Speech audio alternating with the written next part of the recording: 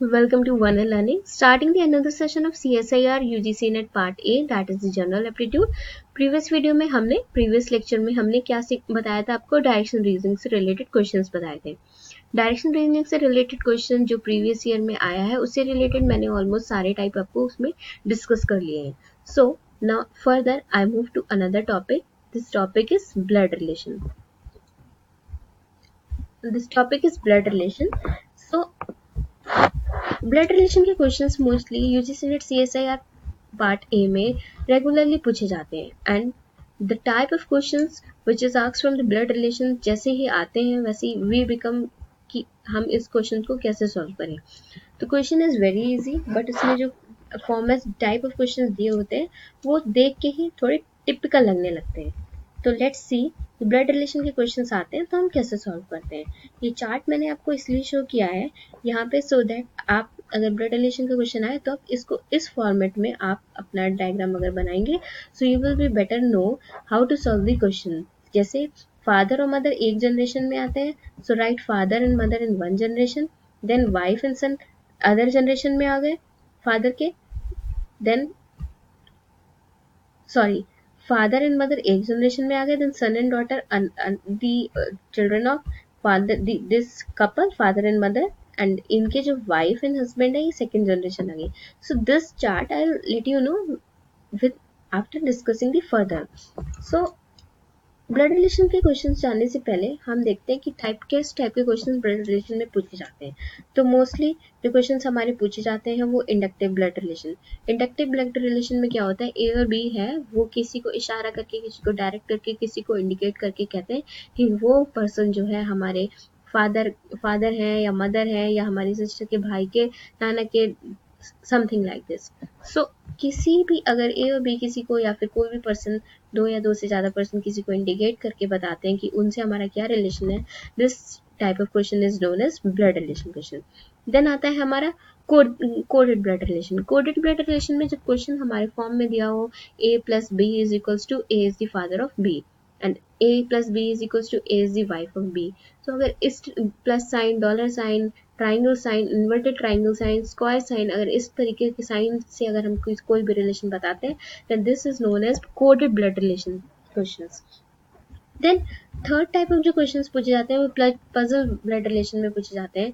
ये थोड़ा difficult type of है या फिर ये आप लगा लो कि थोड़ा सा एक एडवांस टाइप ऑफ क्वेश्चंस होते हैं. इसमें पजल ब्लड रिलेशन में क्या पूछा जाता है, इसमें हमारे रिलेशन के साथ साथ हमें प्रोफेशंस भी दिए होते हैं कि ए और बी अगर हस्बैंड वाइफ है तो ए डॉक्टर है या बी टीचर है. सो इस टाइप के क्वेश्चंस अगर इसमें हमें प्रोफेशन से ऐड कर देते हैं तो पजल ब्लड रिलेशन के क्वेश्चंस बोलते हैं उन्हें. बट जो नेट में जो CSIR UGC net part A में जो क्वेश्चंस पूछे जाते हैं वो मोस्टली हमारे किससे पूछे जाते हैं, एक तो हमारा ये पूछा जाता है इंडक्टिव ब्लड रिलेशन से एंड दूसरा हमारा कोडेड ब्लड रिलेशन से. Fine, so let's move to another.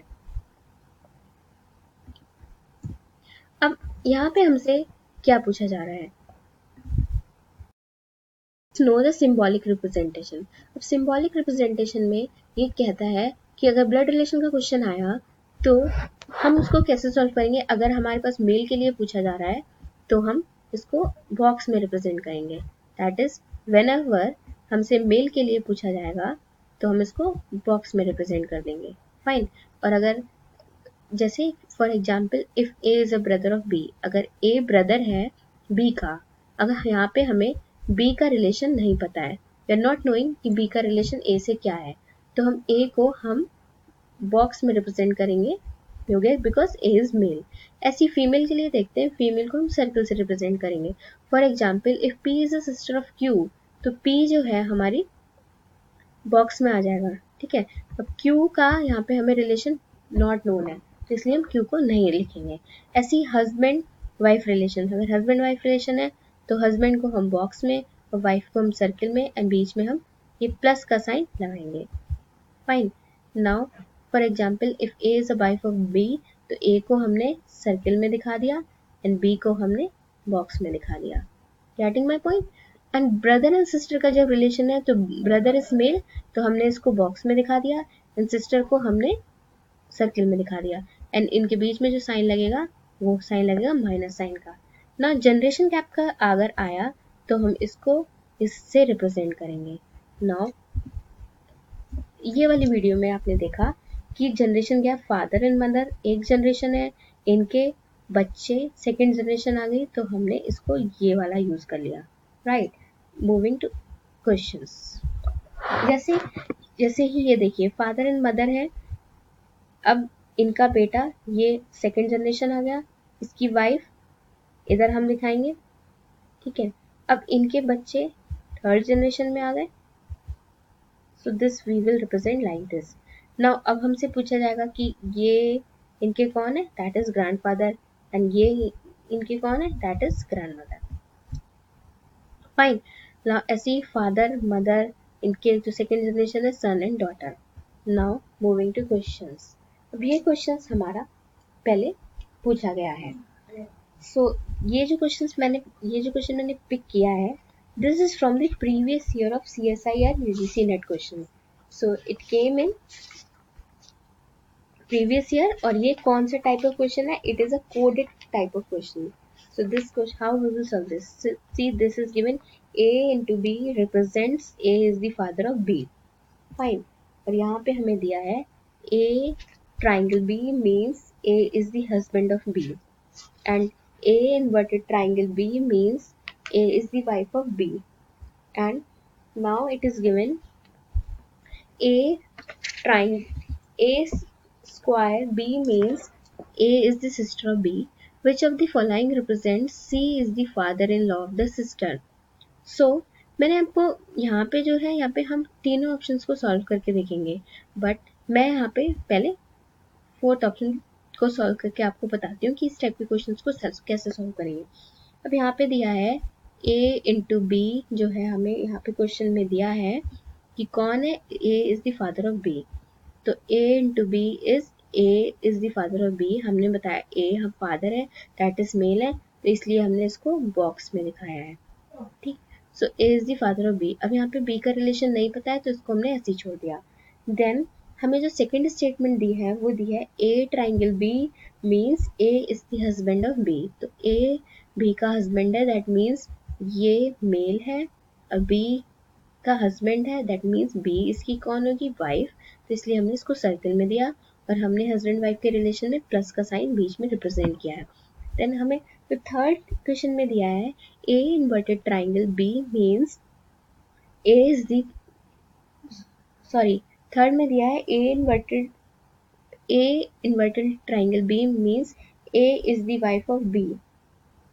So A हमारा क्या है, वाइफ, तो वाइफ को हमने सर्कल में दिखाया, एंड मेल है हमारा B, तो बॉक्स में हमने B को दिखा दिया। देन फोर्थ कंडीशन जो हमें दी है वो दी है A square B means A is the sister of B, fine. तो हमें क्या बताया है, A क्या है, फीमेल है, तो इसको हमने बॉक्स में रिप्रेजेंट कर दिया। तो हम उसको हम फोर्थ ऑप्शन को लेके हम इसको कैसे सॉल्व करते हैं, हमें इसमें बताना है कि जो C है वो फादर इन लॉ है किसकी, F की, यानी कि D की सिस्टर F है, और इसकी फादर इन लॉ C है, फाइन। अब हम देखते हैं इसमें relation, C into B represent करता है कि C जो है फादर है E की, इस रिलेशन से आ गया, तो C जो है फादर है E का। Then A triangle B represents A और B क्या है, हस्बैंड वाइफ, तो E एंड F क्या रिप्रेजेंट करता है, E जो है हस्बैंड है F का, तो F जो है हमारी यहाँ पे फीमेल है, और E क्या है यहाँ पे मेल है।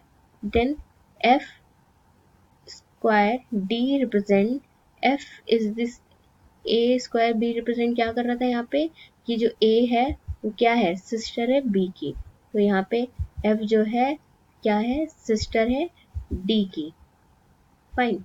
अब हम इसको इस फॉर्म में अगर हम देखें तो C क्या है, फादर है E की, और E क्या है, हस्बैंड वाइफ, तो E हस्बैंड वाइफ है, तो ये तो हमारी एक जनरेशन आ गई, ठीक है।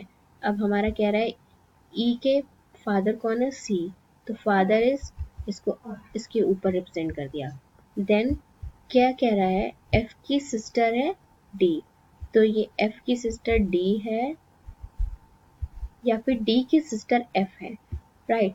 तो इसमें हमने इस फॉर्म में कर दिया। अब हमें बताना है कि क्या ये ऑप्शन ये रिप्रेजेंट कर रहा है C is the father in law of the sister of D। तो C F का कौन है? फादर इन लॉ, ठीक है। और F कौन है? D की sister. So option 4 is the right answer. So हमारा ये ऑप्शन जो 4 है ये राइट आंसर है। आप इसको भी ऐसे ही सॉल्व कर सकते हैं, but as topic becomes boring तो मैंने आपको एक एक ऑप्शन को सॉल्व करके बताया है, और आप ये तीनों ऑप्शंस को खुद से सॉल्व करके देखिए for the practice point of view. And friends, ये जो क्वेश्चन है ये प्रीवियस ईयर का क्वेश्चन आया हुआ है, इसलिए मैंने आपको एक्सप्लेन किया है। ये कोडेड ब्लड रिलेशन के फॉर्म में क्वेश्चन पूछा गया था।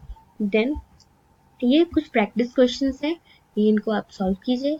आई will provide you the solutions of the question, you mail me the solutions, or I'll mail you this. First you have to mail all the solutions of these practice questions, and afterwards I'll let you know whether you have done right or wrong. Fine.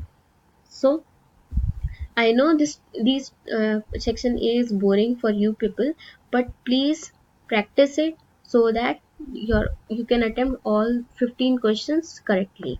Now moving to another topic. Another topic is mean median mode. अब जो CSIR UGC net part A में जो questions पूछ लिया जाता है वो mean median mode calculate करने के लिए भी पूछ लिया जाता है। तो ये क्वेश्चन को इस टॉपिक को मैं आपको प्रीवियस ईयर के क्वेश्चन से सॉल्व कर बता रही हूँ, क्योंकि why I am taking the previous year question, क्योंकि आपको पता चल जाए साथ साथ कि क्वेश्चन किस फॉर्म में पूछा जाता है। सिंपली मीन मीडियन मोड में भी आपको आता हो कैसे कैलकुलेट करना है, और अगर नहीं आता है तो आपको क्वेश्चन भी पता चल जाएगा प्लस आपको कैलकुलेट करना भी पता चल जाएगा। So let's see for the following set of observed values हमें क्या दी हुई है? 60, 65, these all are given the observed values. Fine. So हमें बताना है which of this statement is true. अब हम देखते हैं सबसे पहले मीन को कैसे कैलकुलेट करते हैं। मीन का फॉर्मूला होता है summation x divided by n।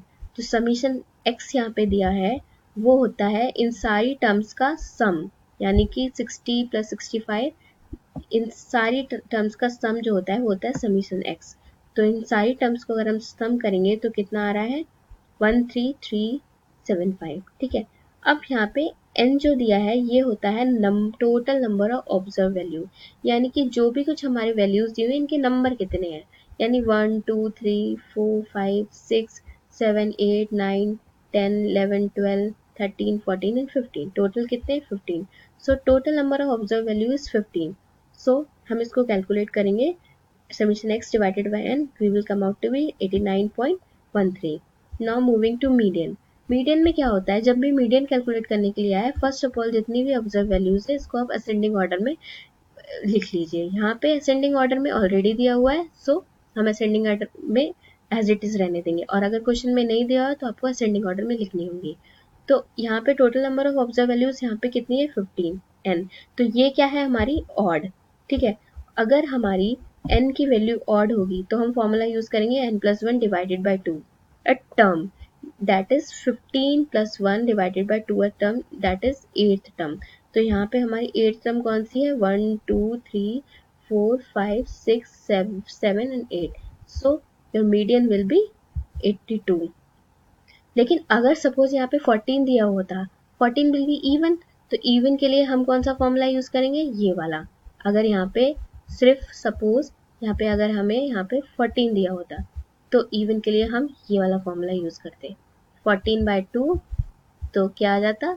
7। सो 7 के लिए हम कौन सी टर्म यूज, 7th टर्म इसमें से देख लेते कौन सा है। नाउ मोड क्या होता है? जिसकी सबसे ज्यादा फ्रीक्वेंसी होगी वो होगा मोड। अब यहाँ पे देखिए सबसे ज्यादा फ्रीक्वेंसी 70 कितनी बार आ रहा है? 1 2 3 4 बार, तो जो 70 क्या होगा? हमारा मोड होगा। अब देखिए आप मीन की वैल्यू यहाँ लिख दी है, मीडियन लिख दी है, मोड लिख दी है। देखिए मीन जो हमारा निकल के आया था वो निकल के आया था 89.3, तो ये सबसे ज्यादा है। मीडियन 82 है, मोड 70 है। इसको हम इस फॉर्म में भी लिख सकते हैं। तो अगर हम ऑप्शंस देखेंगे तो ये क्या होगा? हमारा आंसर होगा। तो मीन मीडियन मोड को इन्फॉर्म